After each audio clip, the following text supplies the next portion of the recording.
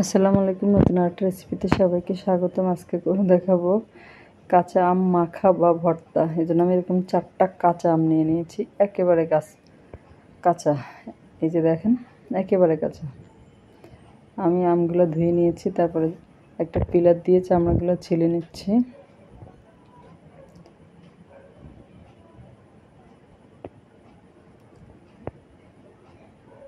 এভাবে আপনারা কাঁচা আম বাসায় বানিয়ে খেতে পারেন, অসম্ভব মজা হয়,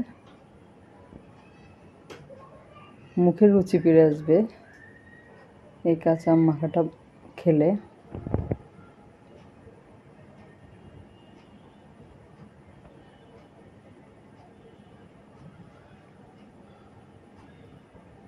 আপনাদের কাছে একটা অনুরোধ, আমার রান্নার ভিডিওগুলো যদি আপনাদের ভালো লাগে তাহলে আমার চ্যানেলটা সাবস্ক্রাইব করবেন, একটা লাইক দিবেন, ভিডিওটা শেয়ার করে দিবেন। আর যদি ফেসবুক থেকে দেখে থাকেন তাহলে পেজে একটা ফলো দিয়ে রাখবেন।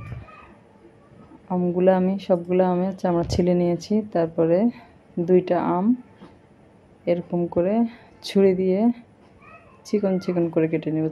চাইলে আপনারা বটি দিয়েও কেটে নিতে পারেন এরকম করে।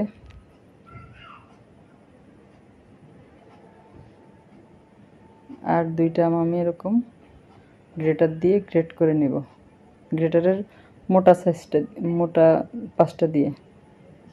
এভাবে আমার সবগুলো গ্রেট করা কুচি করে নেওয়া হয়ে গিয়েছে।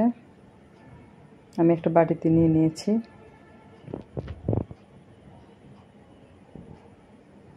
এবার আমি এর সাথে আমার স্বাদ অনুযায়ী লবণ দিলাম। তারপরে দিয়ে দিলাম 1 চা চামচ মরিচ গুঁড়া, চাইলে এখানে চিলি ফ্লেক্সটা দেওয়া যাবে। আর দিয়ে দিলাম 1 টেবিল চামচ চিনি, আর আগে থেকে জাল করে রাখা গরুর দুধ দিয়ে দিলাম। আমার কাছে পাউডার মিল্কটা ছিল না, যেন দিতে পারিনি। পাউডার মিল্কটা দিলে আরও বেশি মজা লাগে খেতে। এভাবে সব কিছু একসাথে ভালো মতো মাখিয়ে নিয়েছি। মাখানো হয়ে গেলে রেডি হয়ে গেল আমার আম মাখা। আজ এ পর্যন্ত। আল্লাহ হাফেজ।